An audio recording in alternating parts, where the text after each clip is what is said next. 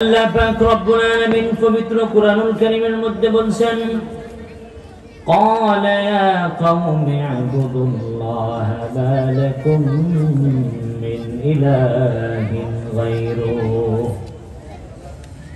আল্লাহ রাব্বুল আলামিন এই দুনিয়ার জমিনে যত নবী দুনিয়ার জমিনে প্রেরণ করেছিলেন সকলেই এক আল্লাহর পরিচয় দিয়ে উম্মতদেরকে বুঝিয়েছে, উম্মতেরা তোমরা এক আল্লাহর ইবাদত করো, এক আল্লাহকে তোমরা অনুসরণ করো।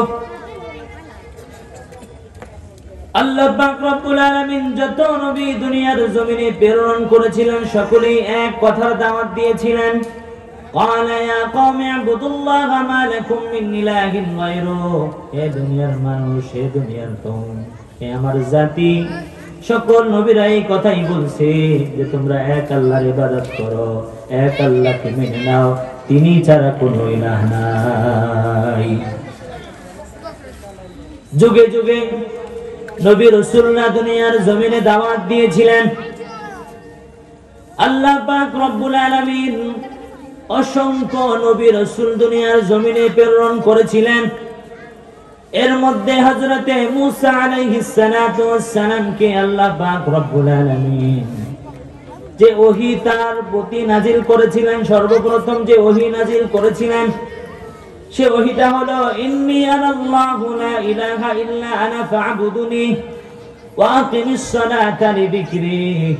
আল্লাহ পাক রব্বুল আলামিন হযরতে মূসা আলাইহিস সালাতু ওয়াস সালামের প্রতি যে ওহী প্রেরণ করেছিলেন সে ওহীর মধ্যে কথা ছিল ইন্নী আনাল্লাহু লা ইলাহা ইল্লা আনা ফা'বুদুনি, আমি এক রব, আমি ছাড়া কোনো ইলাহ নাই। লা ইলাহা ইল্লা আনা ফা'বুদুনি, আমি ছাড়া কোনো ইলাহ নাই, তোমরা আমার ইবাদত করো। ওয়া আকিমিস সালাতা লিযিকরি, আমার অনুসরণার্থে তোমরা নামাজ পড়ো, আমার অনুসরণার্থে তোমরা নামাজ কায়েম করো। এই ওহী সর্বপ্রথম হযরতে মূসা আলাইহিস সালাতু ওয়াস সালামের প্রতি আল্লাহ পাক রব্বুল আলামিন নাজিল করেছেন যে আমি আল্লাহ, আমি ব্যতীত কোনো ইলাহ নাই, আমার ইবাদত করো, আমার অনুসরণার্থে তোমরা সালাত কায়েম করো, সালাত প্রতিষ্ঠা করো। এই ওহী যখন হযরতে মূসা আলাইহিস সালাতু ওয়াস সালামের প্রতি নাজিল করা হলো, এবার আল্লাহ পাক রব্বুল আলামিন হযরতে মূসা আলাইহিস সালাতু ওয়াস সালামকে বলল, হে মূসা, এবার তোমাকে ওহী দিয়েছি, এবার বসে থাকলে হবে না, এই ওহীর দাওয়াত দেওয়ার জন্য তুমি নেমে যাও, এই ওহীর দাওয়াত দেওয়ার জন্য তুমি ছড়ায়া পড়ো দুনিয়ার জমিনে। এই জন্য হযরতে মূসা আলাইহিস সালাতু ওয়াস সালাম ফেরাউনের কাছে দাওয়াত নিয়ে যাচ্ছেন, কারণ ফেরাউন হলো সেই দেশের রাষ্ট্রশক্তি, প্রধান রাষ্ট্রশক্তি। এই প্রধান রাষ্ট্রশক্তিকে যদি দাওয়াত দিয়ে ভালো করা যায়, দেশের মানুষ এমনিতেই ভালো হয়ে যাবে। এই জন্য মূসা আলাইহিস সালাতু ওয়াস সালাম ফেরাউনের কাছে ওহী নিয়ে চলে গেছেন। ফেরাউনকে বলল, ফেরাউন বলো লা ইলাহা ইল্লাল্লাহ, লা ইলাহা ইল্লাল্লাহ বলো। এমন কথা যখন হযরতে মূসা আলাইহিস সালাতু ওয়াস সালাম বললেন, ফেরাউনের কাছে যখন দ্বীনের দাওয়াত নিয়ে গেলেন, তখন ফেরাউন বলল, মা আলিমতু লাকুম মিন ইলাহিন গায়রু, আমি ব্যতীত তোমাদের যে আরো কোন ইলাহ আছে।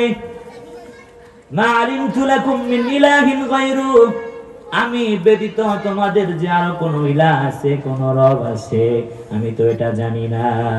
আনা রাব্বুকুমুল আ'লা, আমি তো বড়।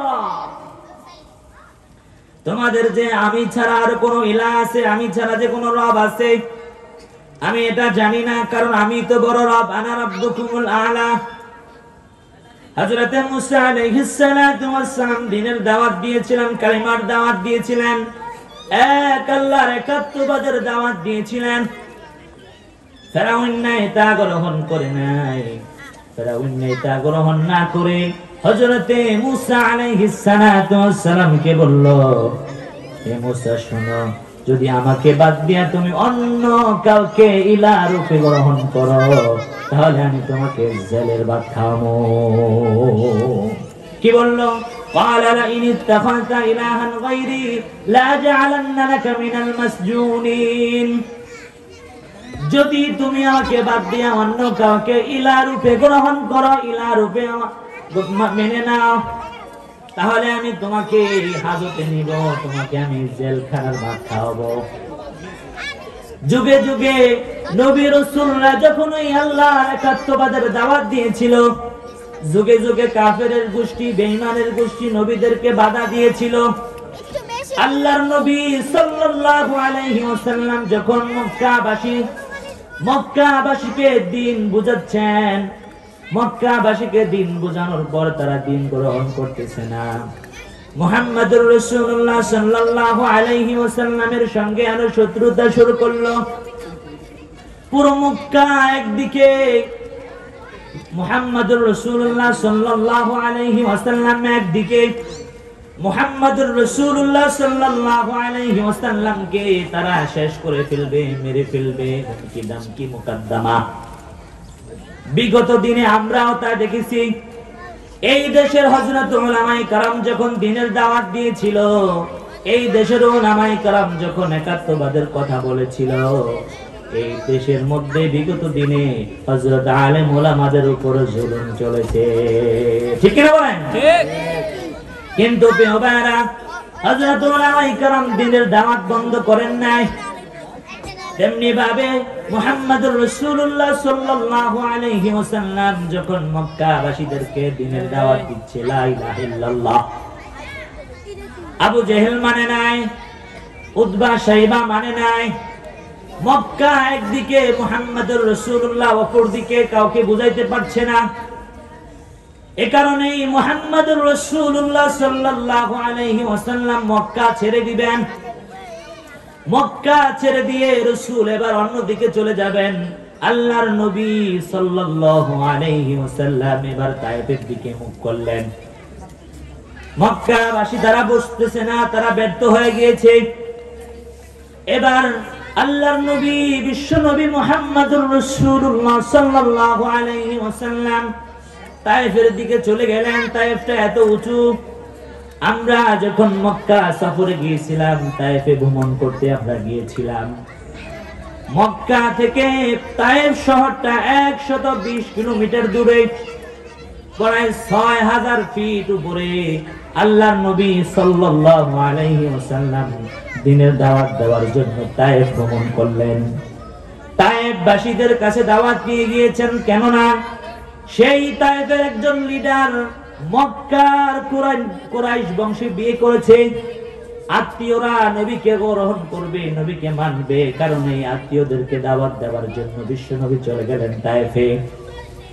তাদেরকে দ্বীন বুঝাচ্ছেন, তারা দ্বীন গ্রহণ করছে না, তারা ইসলাম মানছে না।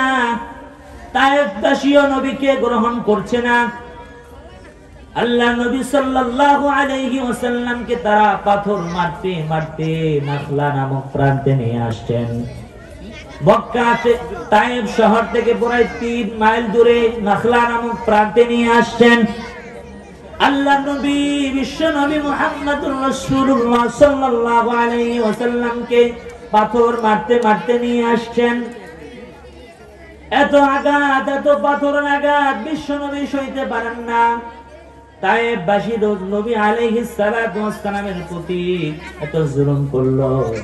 কে না কে দিন প্রচারের কাছে নিজেকে দিয়ে সবই নিয়ে, কে না কে দিন প্রচারের কাজে নিজেকে দিয়ে সবই নিয়ে। তায়েফের কাফিরেরা চিনল না আলো, দুষ্ট ছেলেদের পিছু দিল লেলিয়ে। পাথরের আঘাতে ক্ষত বিক্ষত হয়, সারা শরীর থেকে রক্ত ঝরে। হে রাসূল, তোমাকে ভুলি আমি কেমন করে, বলো হে রাসূল, তোমাকে ভুলি আমি কেমন করে। বিশ্বনবী মুহাম্মদুর রাসূলুল্লাহ সাল্লাল্লাহু আলাইহি ওয়াসাল্লাম নাখলা নামক প্রান্তে আল্লাহর নবীকে বিভিন্ন জায়গা থেকে বিভিন্ন দিক থেকে পাথর মারছে। আল্লাহর নবীর সঙ্গে একজন সফর সঙ্গী ছিলেন যায়েদ বিন হারেসা। বিশ্ব নবীকে যেই দিক থেকে পাথর মারছে আল্লাহর নবী সাল্লাল্লাহু আলাইহি ওয়াসাল্লামকে যায়েদ বিন হারেসা সেই দিক থেকে রাসূলকে বাঁচাবার চেষ্টা করছে। যেই দিক থেকে পাথর আসতেছে যায়েদ বিন হারেসা সেই দিক থেকে নবীকে আগলিয়ে রাখতেছে। যায়েদ বিন হারেসার শরীর ফেটে গেছে, মাথা ফেটে গেছে, দুইজনের অবস্থা খুব খারাপ হয়ে গিয়েছে। তবুও বিশ্বনবী মুহাম্মদুর রাসূলুল্লাহ সাল্লাল্লাহু আলাইহি ওয়াসাল্লামকে কুয়া থেকে পানি তুলে বিশ্বনবী মুহাম্মদুর রাসূলুল্লাহ সাল্লাল্লাহু আলাইহি ওয়াসাল্লাম শরীর পরিষ্কার করে দিচ্ছে। সেই সময় হামলাতুল জিবাল দুই পাহাড়ের ফেরেশতারা বিশ্বনবী মুহাম্মদুর রাসূলুল্লাহ সাল্লাল্লাহু আলাইহি ওয়াসাল্লামের কাছে আসলেন। বিশ্বনবীকে এসে বললেন, ও নবী আপনি একটু বলেন, এই হামলাতুল জিবাল, এই দুই পাহাড়ের ফেরেশতারা আমরা, এই দুই পাহাড়ের ফেরেশতা আমরা, আমাদের কাছে এমন ক্ষমতা আছে তায়েফবাসীরা আপনাকে মানে না, আপনাকে গ্রহণ করে নাই, আপনাকে পাথর মেরেছে। ও নবী, ও বিশ্বনবী আপনি একটু বলেন, তাহলে আমরা এমন দুই পাহাড় থেকে এমনি ভাবে চাপ দিব, ওদেরকে চ্যাপ্টা বানিয়ে ফেলবো। বিশ্বনবী মুহাম্মদুর রাসূলুল্লাহ সাল্লাল্লাহু আলাইহি ওয়াসাল্লাম সেই সময় তাদের জন্য বদদুয়া করেন নাই। আল্লাহু আকবার। বিশ্বনবী সেই সময় তাদের জন্য বদদুয়া করেন নাই। আল্লাহর নবী সাল্লাল্লাহু আলাইহি ওয়াসাল্লাম নাখলা নামক প্রান্তে সেখানে কিছুদিন অবস্থান করলেন। কিছুদিন অবস্থানের পরে আল্লাহর নবী সাল্লাল্লাহু আলাইহি ওয়াসাল্লামের কাছে জিনেরা চলে আসছে। রাসূলকে এসে বলতেছে, ও রাসূল, তায়েফের মানুষ আপনাকে মানে নাই, মক্কার মানুষ আপনাকে মানে নাই। ও রাসূল, আমরা জিনেরা প্রস্তুত হয়ে গিয়েছি, আপনি আমাদেরকে শাহাদা পড়ায় দেন। এই বিশ্বনবী মুহাম্মদুর রাসূলুল্লাহ সাল্লাল্লাহু আলাইহি ওয়াসাল্লামের কাছে দুই দল জিনেরা কালেমা পড়ে মুসলমান হয়ে গিয়েছিলেন। সুবহানাল্লাহ। আর আল্লাহ পাক রব্বুল আলামিন পবিত্র কোরআনুল কারীমের মধ্যে বলেছেন, قل أوحي إلي أنه استمع نفر من الجن فقالوا إنا سمعنا قرآنا عجبا। বিশ্বনবীকে বলছেন, নবী হে আপনি বলেন, আপনার প্রতি ওহী করা হয়েছে, সেই ওহীগুলো একদল জিনেরা শুনছে আর বলছে, قالوا إنا سمعنا قرآنا عجبا। আল্লাহু আকবার। এটা কেমন কোরআন, কেমন বিস্ময় কোরআন আমরা শুনলাম। قالوا إنا سمعنا قرآنا عجبا, এটা কি চমৎকার কোরআন শুনলাম। আর তারা বলছে, ইয়াহদি ইলার রুশদি ফাআমান্না বিহি ওয়ালান নুশরিকা বিরাব্বিনা আহাদা, যে আমাদেরকে পথ দেখায়, আমাদেরকে হেদায়েতের রাস্তা দেখায়, ফাআমান্না বিহি, আমরা তার প্রতি ঈমান আনলাম, ওয়ালান নুশরিকা বিরাব্বিনা আহাদা। আল্লাহু আকবার বলেন।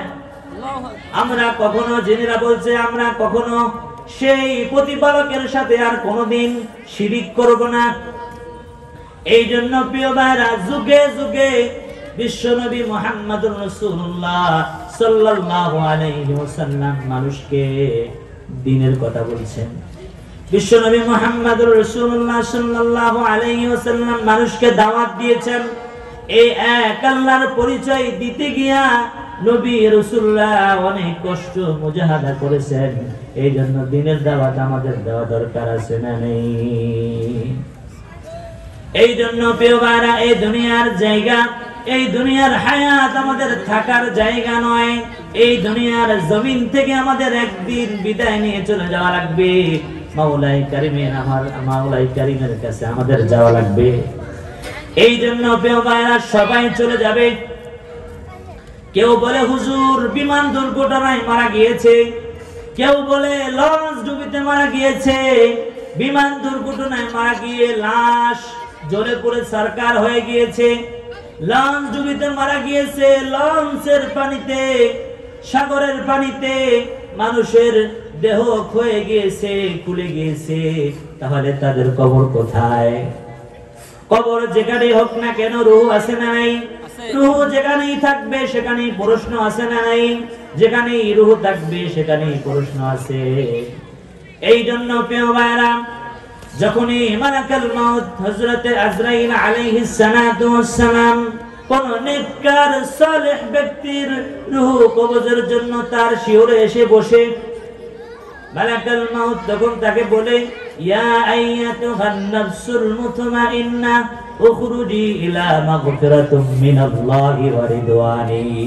যখনই মালাকুল মাউত কোন মনুষ্য ব্যক্তি নেককার সালেহ ব্যক্তির নিকটে এসে বসে বলে, ইয়া আইয়াতুহান নাফসুল মুতমাইন্না উখরুজি ইলা মাগফিরাতুম মিনাল্লাহি ওয়া রিদওয়ানি, হে পবিত্র আত্মা, তুমি তোমার রবের ক্ষমার দিকে বের হয়ে আসো।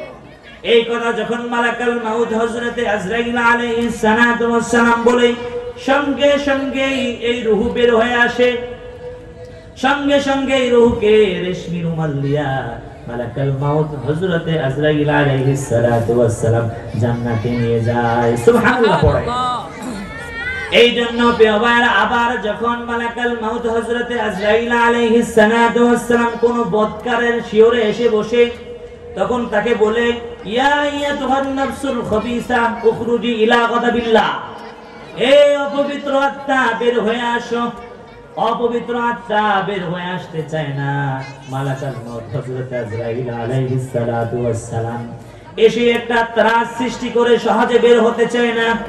দেখবেন আমাদের হাইওয়েতে ডাকাতি হয়, ছিনতাই হয়, হাইওয়েতে ডাকাতি হয়, 5 জন ডাকাত 50 জন যাত্রীওয়ালা বাসের মধ্যে ঢুইকাই কুপায় দেয়, একটা ত্রাস সৃষ্টি করে। কারণ ত্রাস সৃষ্টি করা ছাড়া ডাকাতি করা সম্ভব না। এই জন্য ডাকাত ধরে সেই একটা ত্রাস সৃষ্টি করে, এসে কয়েকজনকে কুপায়া দেয়, আর যাত্রীরা ভয়ে সমস্ত সম্পত্তি ডাকাতদের হাতে তুলে দেয়। এই জন্য প্রিয় ভাইরা, ডাকাত দল এমনি ভাবে সমস্ত জিনিস তাদের হাত থেকে তুলে নিয়ে যায়। মালাকুল মাউত এমনি যখন পাপিষ্ঠ ব্যক্তির শিয়রে এসে বসে, সঙ্গে সঙ্গে তার রূহ বের করে নিয়ে যায় না, সেখানে পানিশমেন্ট শুরু করে। যদি ভালো আত্মা হয়, ভালো নেককার ব্যক্তি হয়, আল্লাহ পাক রব্বুল আলামিন তাকে জান্নাতে নিয়ে যায়। আর বদকার যখনই হয়, আল্লাহ পাক তাকে তার সেই জাহান্নামের মধ্যে নিক্ষেপ করে। নাউজুবিল্লাহ। এই জন্য আল্লাহকে বলি, আল্লাহ আমাদেরকে শহীদ মৃত্যু দিও, আমাকে শহীদ করে সেই মিছিলে শামিল করে নিও, আমাকে শহীদ করে সেই মিছিলে শামিল করে নিও, যেই মিছিলের নেতা আমির হামজা, যেই মিছিলের নেতা আমির হামজা, খুবাইব খাবাব খোদার ছিল যারা অতি প্রিয়, আমাকে শহীদ করে সেই মিছিলে শামিল করে নিও। আল্লাহুম্মা আমিন। এই জন্য আমরা রবকে বলি, রব তুমি আমাদেরকে শহীদ মৃত্যু দিও। এই জন্য প্রিয় ভাইরা, মালাকুল মাউতের যখন ভালো আত্মাগুলো জান্নাতে নিয়ে যায় আর খারাপ আত্মাগুলোকে জাহান্নামে নিয়ে যায়। যদি মুমিন বান্দা হয়, এবার কবরে প্রশ্ন নেওয়ার জন্য আসবে। মুমিনদেরকে 4টি প্রশ্ন করবে, আর বদকারদেরকে 3টি প্রশ্ন করবে। মুমিনদেরকে 4টি প্রশ্ন করবে। কবরে এসে বসবে, এসে বলবে, মার রব্বুকা, তোমার রব কে? যদি মুমিন হয়, সে বলবে, আমার রব আল্লাহ। আল্লাহ আমার রব, সেই রবই আমার সব। আল্লাহ আমার রব, সেই রবি আমার সব। দমে দমে তনু মনে তারি অনুভব। আল্লাহ আমার রব, সেই রবি আমার সব। মুমিন হলে সে বলবে রব্বি আল্লাহ, আমার রব আল্লাহ। দ্বিতীয় প্রশ্ন করবে, মা দিনুকা, তোমার দিন কি? সে মুমিন হলে বলবে দীন আল ইসলাম, আমার ধর্ম হলো ইসলাম। আবার 3 নাম্বার প্রশ্ন হলো আল্লাহর নবী বিশ্ব নবী মুহাম্মদুর রাসূলুল্লাহ সাল্লাল্লাহু আলাইহি ওয়াসাল্লামের চেহারা দেখিয়ে বলবে আতারিফু মান হাদার রাজুল, এই যুবকের চিনো? যদি মুমিন হয় বলবে হ্যাঁ এই যুবকের আমি চিনি, তিনি আমার নেতা, বিশ্ব নেতা মুহাম্মদুর রাসূলুল্লাহ সাল্লাল্লাহু আলাইহি ওয়াসাল্লাম। সুবহানাল্লাহ। আবার যখন বেঈমানকে কবরের মধ্যে প্রশ্ন করবে মার রব্বুকা, বলবে লা আদরি, জানি না। মা দীনুকা, লা আদরি, জানি না। আতারিফু মান হাদার রাজুল, এই যুবকের চিনো? বলবে না আমি চিনি না। সেখানে তার পানিশমেন্ট শুরু, মায়ের শুরু। আর যদি মুমিন হয়, মুমিন বান্দা যখন এই প্রশ্নগুলোর উত্তর দিতে পারবে তখন তার কবরটা 70 গজ লম্বা হয়ে যাবে। ফায়ুফসাহু লাহু কবরুহু 70 যিরাআন, এই মুমিন বান্দারা যখন এই প্রশ্নগুলোর উত্তর দিতে পারে, ইউফসাহু লাহু কবরুহু 70 যিরাআন, এই কবরকে 70 গজ লম্বা করে দিবেন। সুবহানাল্লাহ। এরপরে কি করবেন? ইউলবাসু মিন লিবাসি আহলিল জান্নাহ, জান্নাতি পোশাক পরে দিবেন। সুবহানাল্লাহ। এরপরে কি করবেন? এরপরে জান্নাতের সাথে বান্দার কবরের সাথে যোগাযোগ করে দিবেন। আল্লাহ পাক রব্বুল আলামিন যদি এই প্রশ্নগুলো মুমিন বান্দা দিতে পারে তাহলে বান্দার আমলনামা বান্দাকে ডান হাতে দেওয়া হবে। সুবহানাল্লাহ। এই জন্য প্রিয় ভাইরা, আমাদের আমল ভালো হোক আমরা চাই কি চাই না? আমরা জান্নাতে যেতে চাই কি চাই না? যদি জান্নাতে যেতে চাই তাহলে আমাদের আমলটা ভালো করতে হবে, আর না হলে আমাদের জান্নাতে যাবে না। এই জন্য আমরা ভালো আমল করতে চাই কি চাই না? একটু জিকির করি লা ইলাহা ইল্লাল্লাহ, লা ইলাহা ইল্লাল্লাহ, লা ইলাহা ইল্লাল্লাহ, লা ইলাহা ইল্লাল্লাহ মুহাম্মাদুর রাসূলুল্লাহ সাল্লাল্লাহু আলাইহি ওয়াসাল্লাম। প্রিয় ভাইরা, শাবান মাস চলছে। বিশ্বনবী মুহাম্মদুর রাসূলুল্লাহ সাল্লাল্লাহু আলাইহি ওয়াসাল্লাম যখন শাবান এবং রজব মাসে আসতেন তখন এই দোয়াটি পড়তেন, আল্লাহুম্মা বারিক লানা ফি রজব ওয়া শাবান ওয়া বাল্লিগনা রমাদান। আয় আল্লাহ, আপনি রজব এবং শাবানের বরকত দান করেন, মাহে রমাদান পর্যন্ত আমাদের হায়াতকে বলন্দ করেন। এই জন্য রজব শাবানে বরকত দাও, রমজান মাসে গুনাহ যারা। সুবহানাল্লাহ। এই শাবান রজব মাসে আল্লাহর নবী সাল্লাল্লাহু আলাইহি ওয়াসাল্লামের সঙ্গে যে জিনিসটা একেবারে গুরুত্বপূর্ণ ছিল সেটা হলো মিরাজ। আল্লাহ পাক রব্বুল আলামিন পবিত্র কোরআনুল কারীমের মধ্যে বলেন, সুবহানাল্লাযী আসরা বিআবদিহি লাইলাম মিনাল মাসজিদিল হারাম ইলাল মাসজিদিল আকসাল্লাযী باركنا حوله لنريه من آياتنا إنه هو السميع البصير। পবিত্র সেই সত্তা যিনি তার বান্দাকে রাতারাতির মধ্যে মসজিদুল হারাম থেকে মসজিদুল আকসা, আর সেই মসজিদুল আকসার মধ্যে রয়েছে বারাকা, যার মধ্যে রয়েছে নিদর্শন। আল্লাহ নবী সাল্লাল্লাহু আলাইহি ওয়াসাল্লামের মসজিদুল আকসা থেকে মসজিদুল হারাম থেকে মসজিদুল আকসা পর্যন্ত যেটা হয়েছে এটাকে বলা হয় ইসরা। এই মিরাজটা দুইটি অংশ হয়েছে। এক নাম্বার অংশ হলো মসজিদুল হারাম থেকে মসজিদুল আকসা থেকে মসজিদুল হারাম পর্যন্ত যেটা হয়েছে এটাকে বলা হয় ইসরা। আর মসজিদুল আকসা থেকে জান্নাতুল একেবারে আরশ আজিম পর্যন্ত যেটা হয়েছে এটাকে বলা হয় মিরাজ। আর মিরাজের আবিধানিক অর্থ হলো সিঁড়ি। সুবহানাল্লাহ।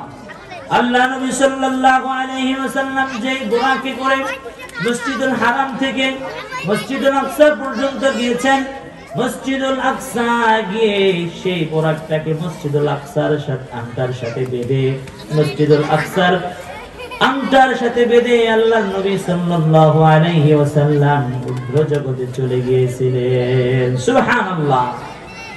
মেরাজের অনেকগুলো প্রেক্ষাপট আছে। আল্লাহর নবী সাল্লাল্লাহু আলাইহি ওয়াসাল্লাম অন্যতম হলো আল্লাহর নবী সাল্লাল্লাহু আলাইহি ওয়াসাল্লামের যেই সময় দুনিয়াতে আগমন হয়েছিল সেই সময় যুগটা ছিল একেবারে অন্ধকারচ্ছন্ন, একেবারে অন্ধকার, এত অন্ধকার, মানুষ এত জাহেলিয়াতের যুগের মধ্যে ছিল। আল্লাহ পাক রব্বুল আলামিন কোরআনুল কারীমের মধ্যে বলেছেন, যুলুমাতু বা'দুহা ফাওকা বা'দ ইযা আখরাজা ইয়াদাহু লাম ইয়াকাদ ইয়ারাহা ওয়া মান লাম ইয়াজআলিল্লাহু লাহু নূরান ফামা লাহু মিন নূর। এত অন্ধকার ছন্ন জগৎ ছিল, যেই জগৎটাকে আইয়ামে জাহেলিয়াতের যুগ বলা হয়। আর এই যুগের সংজ্ঞা দিতে যায় বিভিন্ন কবিরা, সাহিত্যবিদরা বিভিন্ন কবিতা, বিভিন্ন রচনা লিখেছেন। আমাদের কবি নজরুল লিখেছিলেন, এশিয়া, ইউরোপ, এই পৃথিবীর যত দেশ নেমেছিল তারা প্রতিযোগিতায় দেখিতে পাপের শেষ। আর সেই কবির কবিতা আল্লাহ পাক রব্বুল আলামিন কবুল করেছিলেন। কি বলেছিলেন? মসজিদেরই পাশে আমার কবর দিও ভাই, মসজিদেরই পাশে আমায় কবর দিও ভাই, যেন ঘরে থেকে মুয়াজ্জিনের আযান শুনতে পাই। আল্লাহু আকবার। মসজিদেরই পাশে আমায়, মসজিদেরই পাশে আমায় কবর দিও ভাই, যেন ঘরে থেকে মুয়াজ্জিনের আযান শুনতে পাই। আমার ঘরের পাশ দিয়ে ভাই নামাজিরা যাবে, সেই পবিত্র পায়ের কদম এই বান্দা শুনতে পাবে। সুবহানাল্লাহ। এই গভীর কবিতার সাথে সাথে যে আল্লাহ পাকের কাছে যে দোয়া করেছিল, আল্লাহ পাক তার সেই দোয়া কবুল করেছিলেন। সুবহানাল্লাহ। এই জন্য আল্লাহ পাক রব্বুল আলামিন বলেছেন যে এত অন্ধকারচ্ছন্ন জগৎ ছিল, যেই যুগের মধ্যে বিশ্বনবী মুহাম্মদুর রাসূলুল্লাহ সাল্লাল্লাহু আলাইহি ওয়াসাল্লামকে প্রেরণ করেছিলেন। এত অন্ধকার যুগ, অন্ধকারচ্ছন্ন যুগ ছিল, যে এত অন্ধকার তারা হাত মেললে হাত দেখতো না।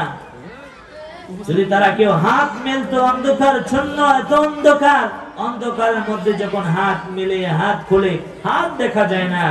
এই জন্য আল্লাহ বলেছিলেন, ওমান লাম ইয়াজআল আল্লাহু লাহু নূরুন ফামা লাহু মিন নূর।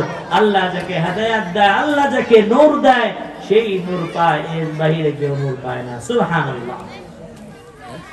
বিশ্বনবী মুহাম্মদুর রাসূলুল্লাহ সাল্লাল্লাহু আলাইহি ওয়াসাল্লাম যখন মেরাজ শেষ করে তার দুনিয়াতে আগমন হয়েছিল, বিশ্বনবী মুহাম্মদুর রাসূলুল্লাহ সাল্লাল্লাহু আলাইহি ওয়াসাল্লাম দুনিয়ার জমিনে এসে যখন মূর্তি পূজারীদেরকে দেখেছেন, বিভিন্ন পূজারীদেরকে দেখেছেন, তাদের কাছে গিয়েছেন, আল্লাহ নবী তাদেরকে দ্বীনের দাওয়াত দিয়েছিলেন, এক আল্লাহর দ্বীনে, এক আল্লাহর কথা বলেছিলেন। কি বলেছিলেন?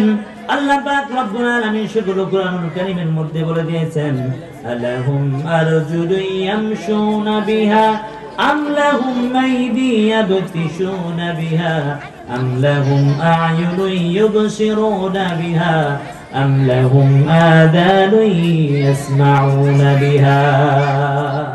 আল্লাহ নবী বিশ্বনবী মুহাম্মদুর রাসূলুল্লাহ সাল্লাল্লাহু আলাইহি ওয়াসাল্লাম দুনিয়াতে আগমন করার পরে আল্লাহর নবী মূর্তি পূজারীদেরকে বলল, দেখো তোমরা যাদের পূজা করছো, আল্লাহর সাথে যাদেরকে শরীক করছো, এদেরকে কি পাও আছে যে পাও দিয়া তারা হাঁটতে পারে? তাদেরকে কি হাত আছে যে হাত দিয়া তারা ধরতে পারে? তাদেরকে কি চক্ষু আছে যে চক্ষু দিয়া তারা দেখতে পারে? তাদেরকে কি কান আছে যে কান দিয়া তারা শুনতে পারে? আছে? নাই। যেগুলো আছে এগুলো কোনো কাজে আসে না। এই জন্য বিশ্ব নবী বলছেন, সুম্মা কিদুনি ফালা তুনজিরুন। আল্লাহর সাথে তোমরা শিরিক করে যাদেরকে তোমরা ডাকছো তাদেরকে ডেকে আল্লাহ পাক রব্বুল আলামিনের বিরুদ্ধে একটা যুদ্ধ ঘোষণা করো, দেখো তোমাদের এই সাহায্যকারীরা আল্লাহ পাক রব্বুল আলামিনের সাথে পারে কিনা। সকলকে ডাকছে, সকল সাহায্যকারীদেরকে ডাকছে, কোন সাহায্যকারীরাই সেদিন এসে আল্লাহ পাক রব্বুল আলামিনের সাথে যুদ্ধ ঘোষণা করতে পারে নাই। এই জন্য প্রিয় ভাইরা আমার, অন্য জায়গায় কুরআনুল কারীমের মধ্যে আল্লাহ পাক রব্বুল আলামিন বলেন, والذين تدعون من دونه لا يستطيعون نصركم ولا أنفسهم ينصرون। আল্লাহ পাক রব্বুল আলামিনের সঙ্গে আল্লাহ পাক রব্বুল আলামিনকে বাদ দিয়ে তোমরা আল্লাহ পাক রব্বুল আলামিনের সাথে যাদেরকে তোমরা শরীক করছো, দেখো লা ইস্তাতিউনা নাসরাকুম ওয়ালা আনফুসাহুম ইয়ানসুরুন, তাদের কোনো উপকার নিজেরাই করতে পারে না, তোমাদের কোনো উপকার করতে পারে। লা ইস্তাতিউনা নাসরাকুম, তারা তাদের কোনো উপকার করতে পারে কিনা দেখো, না তোমাদের কোনো উপকার তারা করতে পারে এটা দেখো। আল্লাহর নবী মুহাম্মদুর রাসূলুল্লাহ সাল্লাল্লাহু আলাইহি ওয়াসাল্লাম আরো তাদেরকে বলছেন, আল্লাহ পাক অর্ডার করেছেন, ওয়া ইন তাদউহুম মিনাল হুদা লা ইয়াসমাউ ওয়া তারাহুম ইয়ানজুরুনা ইলাইকা ওয়া হুম লা ইউবসিরুন। তাদেরকে যদি হেদায়েতের জন্য ডাকা হয়, তাদেরকে যখন হেদায়েতের জন্য ডাকা হয় তখন তারা শোনে না, লা ইয়াসমাউ, তারা শোনে না, ওয়া তারাহুম ইয়ানজুরুনা ইলাইকা ওয়া হুম লা ইউবসিরুন। আর তুমি তাদেরকে যখন হেদায়েতের জন্য ডাকবে তারা শুনবে না, বরং দেখবা তোমার দিকে তাকিয়ে আছে, আসলে তারা দেখে না। আল্লাহ পাক রব্বুল আলামিন আমাদেরকে এই ছোট্ট নসিহত থেকে আমল করার তৌফিক দান করুন। আসসালামু আলাইকুম ওয়া রাহমাতুল্লাহি ওয়া বারাকাতুহু।